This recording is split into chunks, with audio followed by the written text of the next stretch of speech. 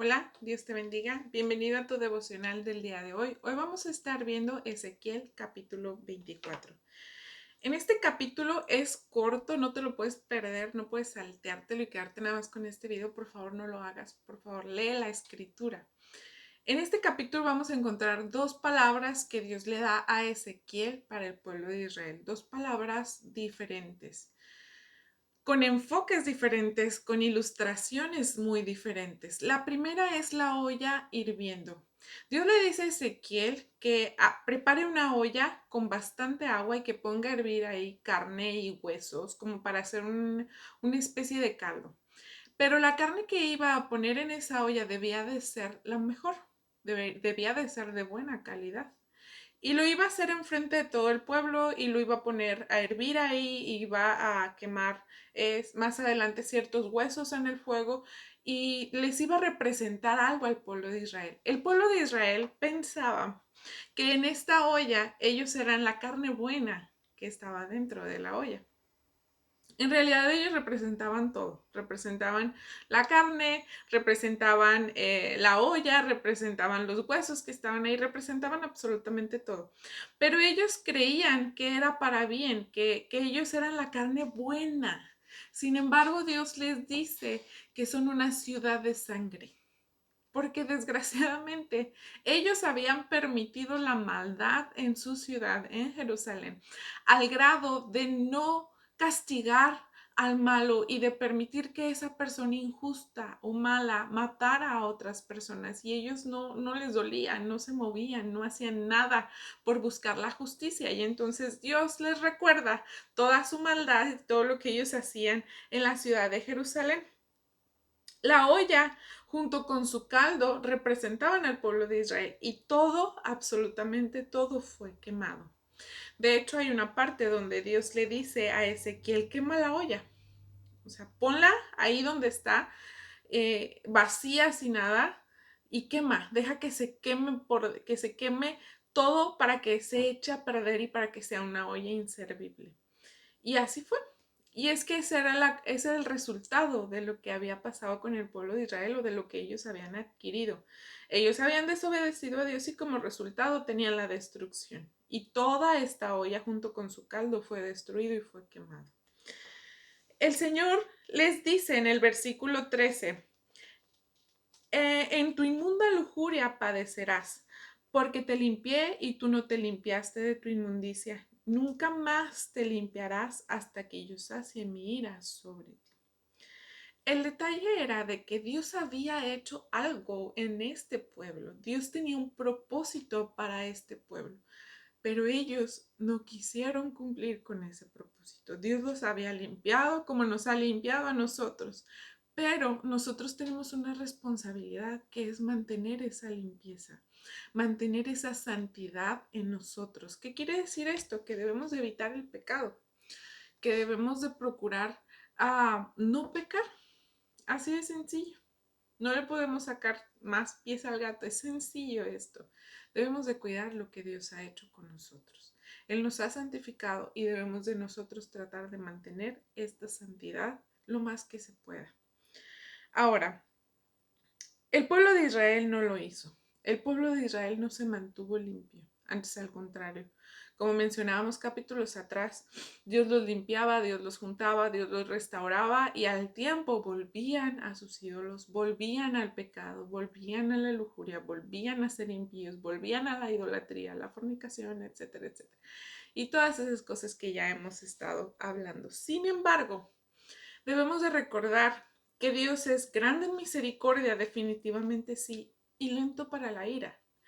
Esto no quiere decir que Dios no se enoje. Dios se enoja, pero su ira va de poquito en poquito y llega a un tope. En el pueblo de Israel la ira del Señor llegó a su límite. Y Dios dijo: no lo puedo tolerar más. Necesito hacer justicia porque son demasiado malvados. Y así es el Señor. Dios tiene un límite. Dios tiene un tope. Él es misericordioso para aquellos que piden misericordia y están dispuestos a obedecer. Pero los que no estén dispuestos a obedecer, Dios tiene también preparado un juicio. La segunda palabra que Dios le da a Ezequiel es una palabra muy vívida y de mucho dolor. no para el pueblo de Israel solamente, necesitas leerlo. Esta palabra se trata de que Dios le dice a Ezequiel, sabemos de antemano que Dios les hablaba a los profetas a través de palabras muy dinámicas y a veces los profetas mismos actuaban de una manera para representar algo que Dios le quería decir al pueblo. Bueno, en esta ocasión, Dios le dice a Ezequiel, voy a matar a tu mujer. Y en lo personal es algo así como que, ¿qué pasó? ¿Por qué? ¿Por qué, Señor? Yo le preguntaría si yo estuviera en el lugar de Ezequiel y el Señor me dijera, voy a matar a tu esposo. Yo diría, ¿cómo? ¿Por qué? ¿Qué pasa? Y Dios le dice a Ezequiel, voy a quitarte el deleite de tus ojos, que es tu esposa. Y el deber de Ezequiel con esta situación era no llorar. Dios le dice, no vas a hacer luto, no vas a llorar por la muerte de tu esposa, no vas a hacer ningún gesto de dolor. Incluso él se quedó mudo durante un tiempo y lo vamos a ver ahorita. No vas a dar ningún gesto de dolor por causa de la muerte de tu esposa. Y en lo personal a mí se me hace una palabra muy fuerte, pero pues el Señor había escogido a Ezequiel por algo. Y el pueblo de Israel se acerca con Ezequiel cuando su esposa muere, dice el capítulo, que a la mañana él habló con el pueblo y en la tarde su esposa ya había muerto. Y él no hizo ninguna expresión de dolor, él obedeció la palabra del Señor. Y el pueblo le dice, ¿qué es esto? ¿Por qué estás haciendo esto? ¿Por qué no te vistes de luto? ¿Por qué no te vistes como nosotros solemos sufrir el luto? Y Ezequiel les dice, no me voy a vestir de luto porque ustedes tampoco lo van a hacer. El Señor les va a quitar a ustedes el deleite de sus ojos, le dice Ezequiel al pueblo. Y el deleite de los ojos del pueblo era la ciudad de Jerusalén, pero sobre todo era el templo. Y Dios le dice a Ezequiel para que le diga al pueblo que le iba a quitar el deleite de los ojos de la nación entera, que era el templo.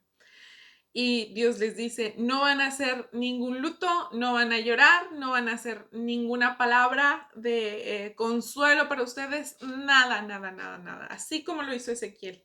No van a sufrir, bueno, obviamente se iba a sufrir, ¿verdad? Bastante, pero no lo iban a expresar, no iba a haber una expresión de dolor, de luto, de tristeza como ellos lo hacían antes. Antes se echaban ceniza en la cabeza, se vestían de silicio, tenían ciertas costumbres para vivir el luto. Y ellos en esta ocasión no lo iban a hacer, porque Dios decía que no lo iban a hacer.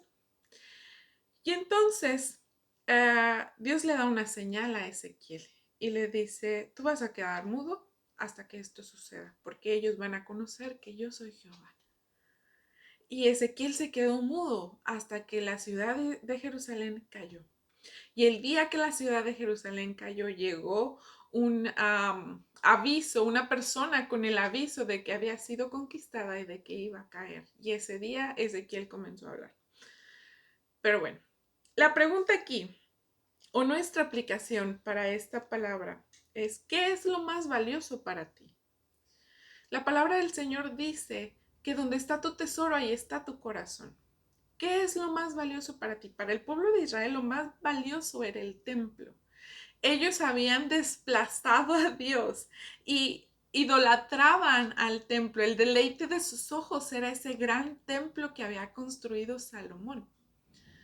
Ellos iban a adorar a Dios al templo, pero llegó un momento en el que Dios ya no estaba en ese templo porque ellos habían reemplazado a Dios por el templo.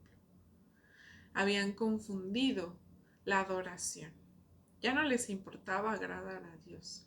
Les importaba mantener su templo tan grande y tan hermoso como había estado desde el tiempo de Salomón. Y Dios les dice, se lo voy a quitar. Les voy a quitar el deleite de sus ojos. ¿Por qué? Porque habían desplazado a Dios. Ni siquiera al segundo lugar lo habían mandado allá a los archivos, por allá, al lugar donde nunca se visita. Mi pregunta entonces para ti, mi pregunta personal para mí es, ¿dónde está Dios en nuestro corazón? ¿Lo hemos reemplazado también? Lo hemos reemplazado por la religión, lo hemos reemplazado por el trabajo, por la escuela, por los afanes, por la familia, por los hijos. ¿Dónde está Dios en nuestro corazón? Dios es un Dios celoso, que no está dispuesto a compartir su gloria con nadie.